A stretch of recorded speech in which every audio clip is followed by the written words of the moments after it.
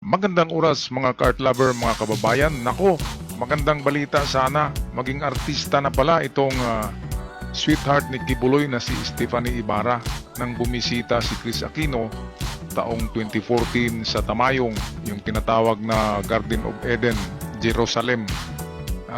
Nasabi nila ng mga taga QJC ay nakita ni Chris Aquino at pinasample niya ng kanta itong napakagandang bata na tinatawag na Stephanie Ibarra at talagang proven na merong relasyon kay Kibuloy. At sinabihan niya si Kibuloy na pasikatin niya, gawin niyang artista at professional singer ito.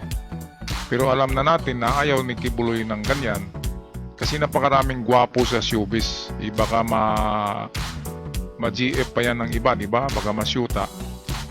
Kaya magsilo si Kibuloy. So ito yung tagpo nila, atin na panoorin. But very talented. There's always gonna be another mountain. I'm always gonna wanna make you move. Always gonna be an after battle. Sometimes you're gonna have to lose. Ang dami. Pasisikating kita. Ayun o, narinig nyo, sabi ni Chris Aquino, pasisikatin niya si Stephanie Ibarra. Siyempre kung pasisikatin, kung maging professional singer yan dahil sa marunong kumanta ay magiging artista na rin kasi maganda eh. Parang merong nagsabi parang Isabel Granada na pinaghalong syuta ni Justin Bieber, yung si Selena Gomez. Ang mukha pinaghalong ganyan, talagang maganda noong kabataan niya. Kaso ngayon 30 plus na si Stephanie ngayon, medyo tumaba na. Pero sa kapanahonan niya ay pwedeng ipagsabayan yan sa mga artistang Pinoy. Balikan natin yung pinakanta ni Chris Aquino. Pinasample na rito si Kibuloy, yun, nakatalikod lang. At sinabi ni Chris na pasikatin kita. So ito ang video, atin ulitin. Singer ng kanilang church who's not only pretty but very talented. There's always gonna be another mountain. I'm always gonna wanna make you move. Always gonna be an after battle. Sometimes you're gonna have to lose. Ang dami. Pasisikating kita. Ayon, mismo, sabi ni Chris Aquino, pasisikatin kita, kaya nga lang ang pinutol na nila yung video eh. Kasi marami ng interview si Chris Aquino kay Stephanie ay baka ma-publish pa, di ba? At kung mapansin natin, talagang maganda pa dito si Stephanie kasi ano pa to eh. Itong time na to at 12 years old pa siya eh. Malaking dalaga lang kasi yan, malaking bata kasi mistisa yan. Ang ama niyan ay foreigner. Spanish yata kasi Ibarra. Okay, so pagkatapos itong sample dito ng pagkikita nila ni Stephanie at Chris Aquino, noong ano pa to si Chris 2014 ay wala pang sakit ito. Maganda pa at Queen of the Talk Show kasama si Boy Abunda. Sikat na sikat si Chris Aquino at kapag i-recommend ka niyan, siguradong artista ka, di ba? Medyo nasayang lang ang panahon ni Ibarra, ni Stephanie kay Kibuloy, pero at least nagkapera naman siya. Meron siyang magandang bahay, sasakyan dahil kay Kibuloy. Pero yung kanyang talent, ang potential niya ay hindi niya naipalabas as professional. Kasi yung mga production niya ay private lang eh. Ina-upload lang sa kanyang YouTube channel at minsan ini-air sa SMNI dahil utos ni Kibuloy. Kaya dahil sa ito'y mga gusto talaga ito ni Stephanie, si Kibuloy ay tumulong na rin si Kibuloy na gawan ng mga music video si Stephanie Ibarra sa iba't ibang dako ng mundo. Katulad dito, ito'y sa Hong Kong. Ito, filmed location in Hong Kong. Kaya parang artista na rin siya diyan, pero ang nanonood ay mga taga-SMNI lang kasi hindi tanyag eh, walang promotion. Private videos lang. Ito naman sa London, sa UK, isa na namang music video niya. Habang ito yung pruweba na video na talagang magkasama sila ni Kibuloy noon palagi sa iba't ibang tour ng around the world tour. Of course, isang hotel lang tutulugan yan, isang kwarto. Alangan naman na doon matutulog si Stephanie sa ibang kwarto, di ba? Kaya klarong-klaro yan na talagang number one syuta ni Kibuloy itong si Stephanie. Kasi pinagbigyan niya ang luho lahat eh. Ito naman San Francisco, California. Oh, parang Mexican ang dating niya dyan, no?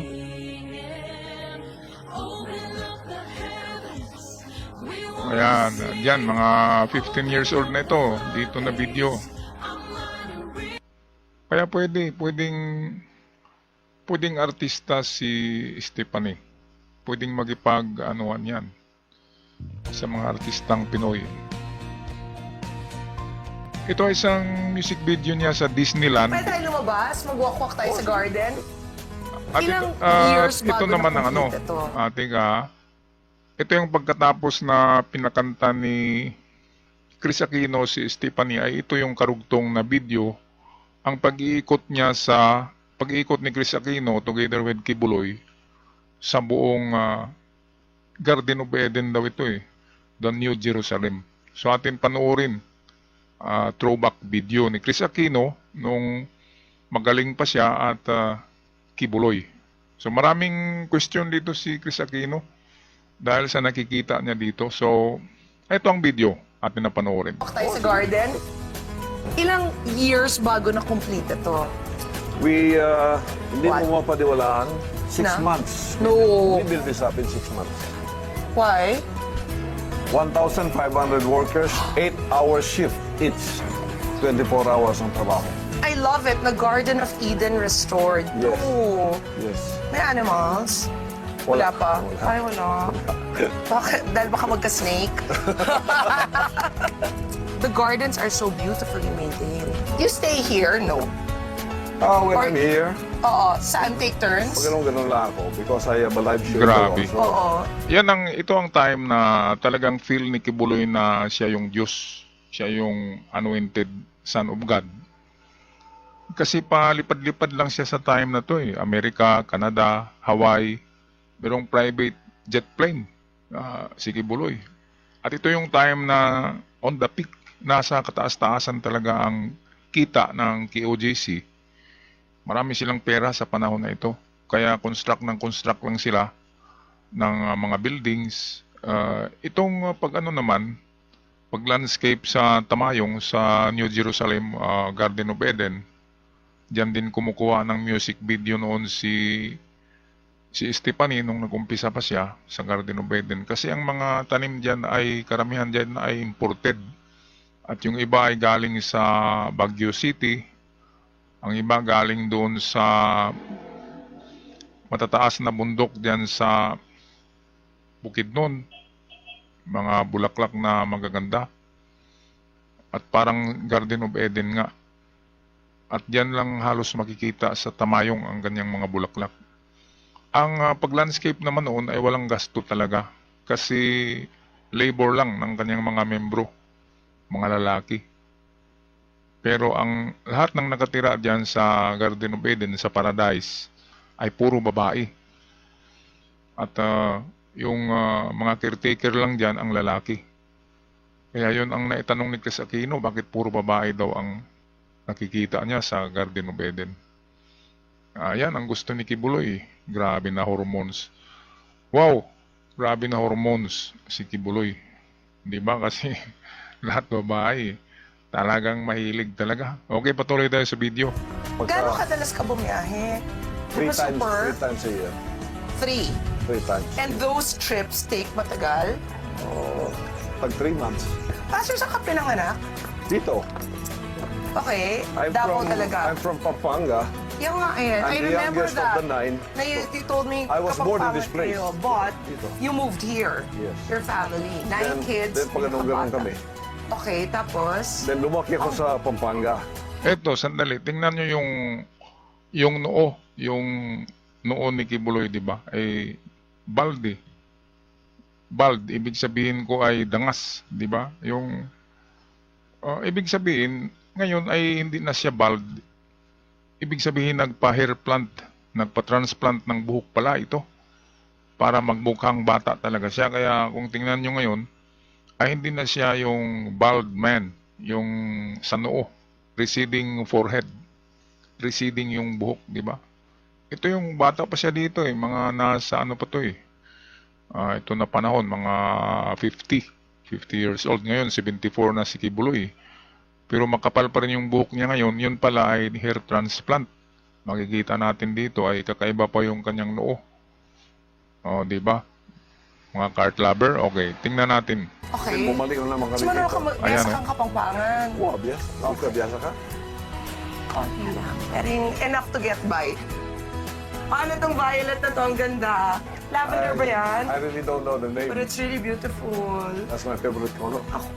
Ikaw rin? Yes! All along, I thought ang lavender would only be available kasi si Dr. Vicky Bello told me na it's in Provence. Tapos ang dami daw maganda. Meron ka, taray. Tutubo ba to kung iuwi ko? Kung sa... Can you give me seedlings? Oo. Paamoy? Pero do not step. Okay lang? Can I step? Thank Kyoto you. grass naman yun. Okay. Kasi Grabe talaga no, from rag to riches. Rag, ibig sabihin yung trapo. From rag to riches, Cinderella story si Kibuloy. Noon, walang nakakilala sa kanya. Ngayon, si Chris Aquino na mismo ang pumunta sa Garden of Eden na yan eh. At iba pang napakaraming politiko, halos kalahati sa Senado at Kongreso ay pumunta diyan. Lalo na sa Senado, marami talagang friends si Kibuloy diyan. Sa Kongreso ay medyo konti lang sa Congress. Kaya nga binanatan siya ng Congress eh. Pero sa Senado, dalawa lang bumanat sa kanya. Si Risa Ontiveros lang at si Gatchalian. Kaya napakaswerte sana ni Kibuloy kung ginamit niya itong grasya na ito sa magandang paraan. Inaluan niya kasi ng mga, sinabi niya mga Solomonic way. Iba naman yung kay Solomon eh. Kasi utos yun ng Diyos na gawin niya para dadami ang bloodline ni Solomon. Yung mga tao na pinili ng Diyos.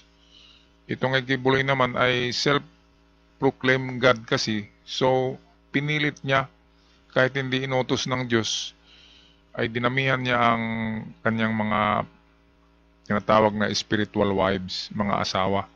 Walang kasal eh, kaya spiritual wives. Dinamihan niya kasi idol niya si King Solomon. Pero iba kasi ang ano niya eh. Iba ang purpose niya. Makamundo. Iba yung kay King Solomon. Kasi may purpose yun. Ang purpose noon ay i-unite ni King Solomon ang mga tribes sa nakapalibot sa kanyang kingdom na mga lugar.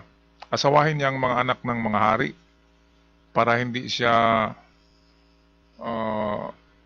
girahin ng mga iba't ibang kingdom. Kaya isa yun sa purpose ni Solomon. Hindi katulad kay Kibuloy na kahit kung sino-sino lang basta maganda, bata pa ay kinuha na at grooming, pinapaganda. At pagdating ng edad na may menstruation na ay pwede na. Isa lang na yun ang sabi nila. Okay, so tapusin na natin ang video, throwback video with Chris Aquino and Kibuloy. paamoy kong totoo. Ay, oo. May ba? Yes. Pero parang di lavender. Hindi niya kaamoy yung lavender, Pastor. Hindi, oh. Ay, wow. Thank you. Bakit, Pastor, napansin ko rin yun, even when I first met you, majority ng mga nakikilala ko at nakikita ko nakasurround sa'yo, babae. Ayan. Oo. Mabuti wala dyan si Stephanie. Ito yung mga manang sinasabi ni Arlene Stone, mga manang sa KOGC. Yung mga manang yan, sila yung mga unang pastoral ni Kibuloy. Noong una, magaganda yan kasi mga bata pa yan noon. Pero ngayon ay medyo matatanda na rin. Kaya nagiging manang na lang at sila yung naghahanap ng mga bata para gawing spiritual wives ni Kibuloy paglaki. Okay, so ito nga napansin ni atin nga pakinggan kung anong sagot ni Kibuloy nang tanungin siya ni Chris Aquino kung bakit puro babae. So ito. Majority ng mga nakikilala ko at nakikita ko nakasurround sa'yo babae. Because accommodating at madali yung trabaho. Aba, Girls, agree.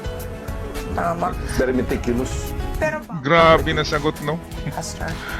Accommodating daw ang mga babae. Accommodating. Talagang yan ang hilig mo, mga babae. Oh, di ba? So, yung sagot mo ay hindi ka nakapagprepara ng sagot na tama. Sabi mo ay accommodating. Accommodating sa anong paraan, di ba? Pwede naman mag-accommodate diyan ang mga bading, di ba? At mga lalaki na may pagkabading ay pwede naman diyan. Kasi ang Garden of Eden ay hindi naman talaga para sa babae lang, kundi para kay Iba at Adan. Ibig sabihin, lalaki at babae ang pwede sa Garden of Eden. Okay, ako'y magpaalam na, huwag kalimutan mag-subscribe sa ating channel, mga kababayan, mga ka-art lover. Hanggang sa muli, God bless us all at ingat kayong lahat.